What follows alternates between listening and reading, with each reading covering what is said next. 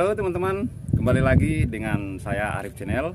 Kita akan melanjutkan teori dasar-dasar ilmu pelayaran, dan diharapkan ikuti terus kelanjutannya supaya tidak ketinggalan. Halo teman-teman pelaut, bagi para pemula, jumpa lagi dengan saya Arif Nara Channel. Di kesempatan atau di part 3 ini kita akan melanjutkan pembahasan tentang dasar-dasar ilmu pelayaran datar. Pertemuan kali ini kita akan mencoba mempelajari bersama simbol-simbol atau kode-kode atau tulisan singkatan-singkatan warna-warna yang berada di atas peta laut untuk diketahui, karena ini sangat penting dalam mempraktekkan atau berlayar, bekerja di atas kapal demi keselamatan itu sendiri. Di sini peta laut dibuat sedemikian rupa dan ada warna-warna yang bertujuan dan bukan sekedar untuk mempercantik peta itu sendiri, tetapi punya tujuan-tujuan tertentu. Simbol atau warna itu diartikan sebagai ketinggian dan medan yang sesungguhnya dari suatu tempat. Fungsinya juga untuk membedakan kedalaman atau ketinggian, serta dapat membedakan antara dataran tinggi, rendah, laut, dangkal, dan dalam. Di sini warna kuning menandakan ini adalah daratan. Ada lekukan-lekukan garis yang seperti hampir tidak beraturan sini. Ini membedakan antara bukit atau gunung tinggi dan rendahnya. Ada tertera jelas kedalamannya, ketinggiannya. Kemudian di garis pantai sini ada warna biru muda, menandakan bahwa di sini tidak terlalu dalam. Nah, di sini tertulis di sini dalam meter pada muka surutan, artinya permukaan terendah air laut atau surut terendah. Kemudian ada warna biru muda hampir mendekati biru keputih-putihan. Tertera jelas di sini adalah kedalaman-kedalaman tertentu. Ya. Kemudian di pulau-pulau tertentu seperti ini warna hijau. Warna hijau ini menandakan ini gosong. Ini surut atau kering dia seperti pulau. Di sini ada seperti gergaji atau gerigi gitu. Nah, ini itu menandakan keliling pulau ini adalah karang. Di sini peta yang punya skala yang agak terperinci akan tertera jelas bahwa di sini ada tulisan tertentu bahwa dasar laut ini jenisnya apa, pasir atau lumpur.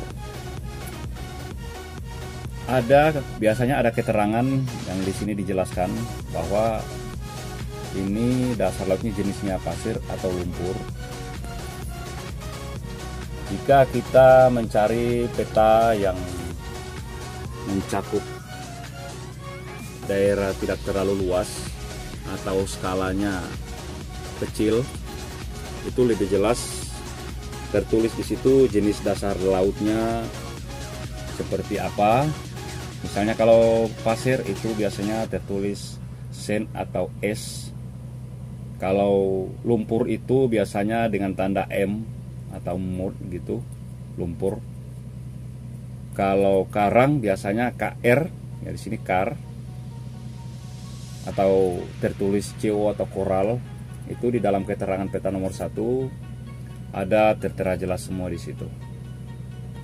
Di sini ada tergambar atau dilukis seperti tulang ikan itu. Ini menandakan bahwa kerangka tenggelam yang tidak berbahaya untuk bernavigasi. Sedangkan di bawahnya sini ada tergambar kapal. Di sini tempat dengan atau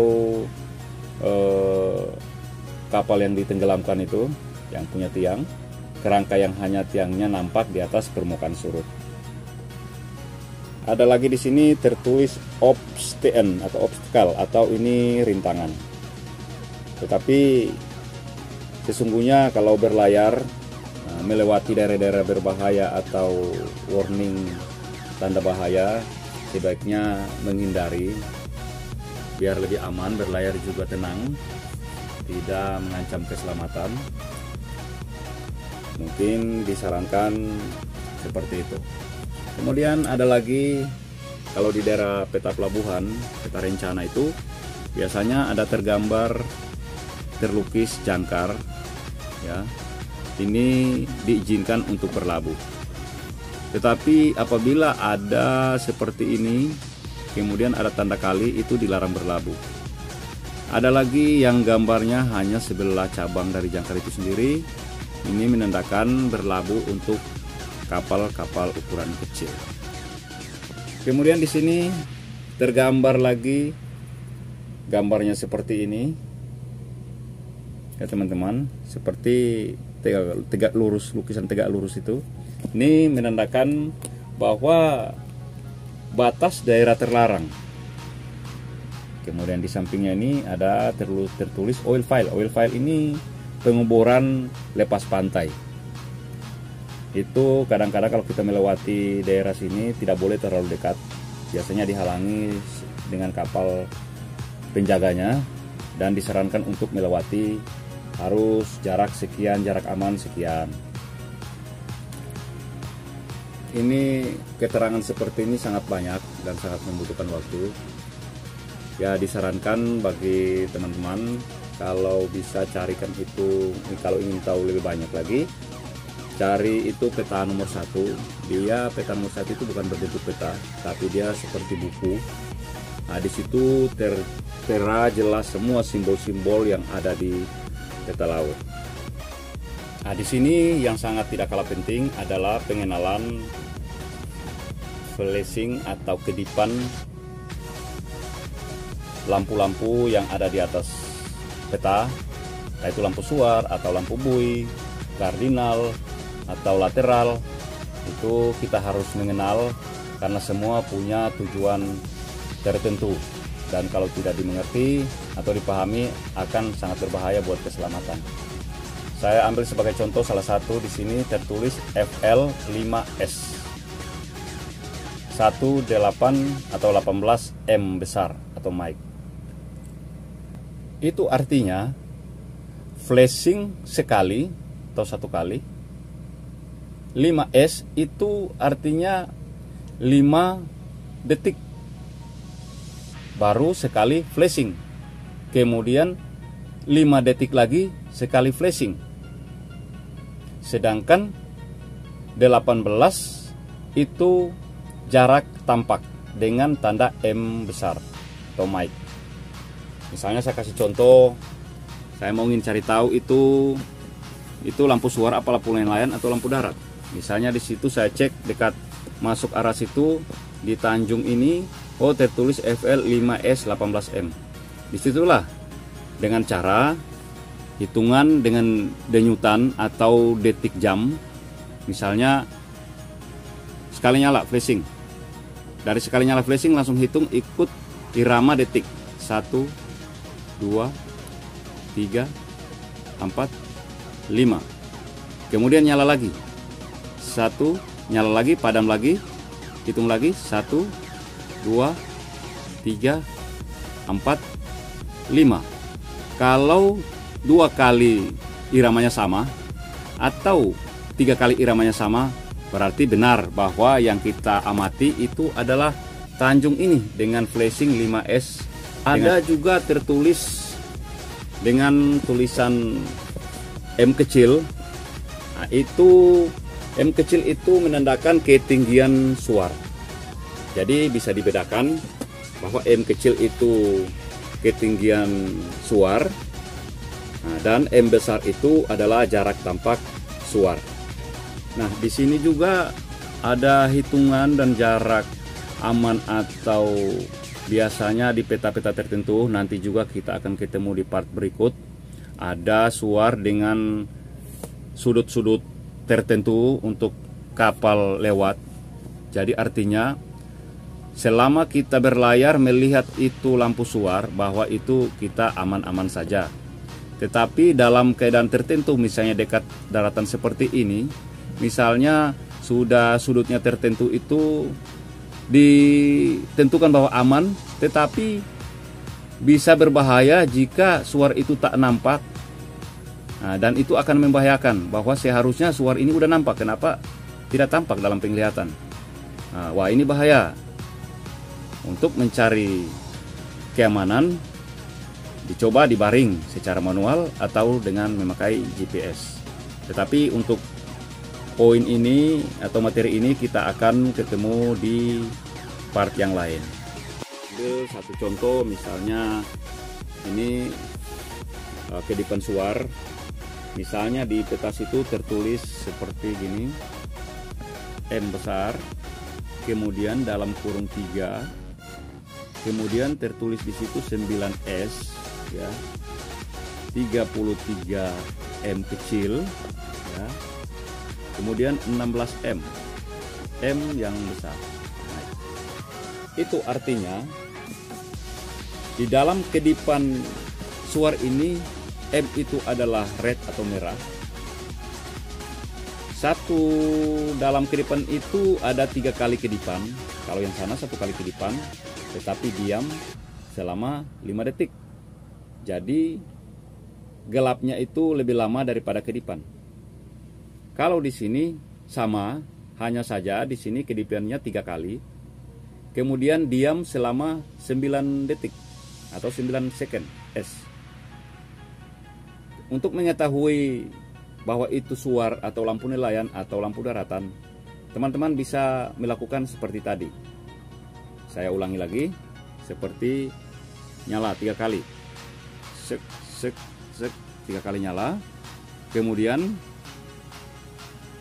dari nyala terakhir padam hitung 1, 2, tekan jari, 3, 4, 5, 6, 7, 8, 9. Kemudian hitung lagi. Jika iramanya sama tetap 9, itu bahwa menandakan itu suar. Tetapi jika periode pertama dapat 9, kemudian dapat 11, kemudian dapat 7, itu berarti bukan lampu suar yang kita amati. Seperti tadi, 33 M kecil itu adalah ketinggian suar di atas permukaan laut surut. Sedangkan 16 itu jarak 16 nautical mile atau 16 mil. Jadi saya ulangi bahwa 9S atau di sini 5S itu kedipan gelapnya. Jadi kita feeling atau kita hitungan dengan detik jam. Jadi keterangan daripada FL atau flashing itu sendiri adalah pancaran sinar secara kedip dalam selang waktu tetap. Waktu nyala lebih pendek daripada waktu padam. Ada juga tertulis misalnya Quebec kilo karena huruf kecil, kemudian titik F besar, kemudian L. Itu artinya quick flashing, berarti cerlang sangat cepat. Sedangkan warna-warna dari suar itu sendiri nanti kita akan pelajari juga dalam part yang lain untuk kita bisa bedakan itu lampu kardinal pelampung kardinal, pelampung lateral, kemudian kardinal north atau utara, kardinal selatan, kardinal timur atau barat. Itu akan kita pelajari di part yang lain.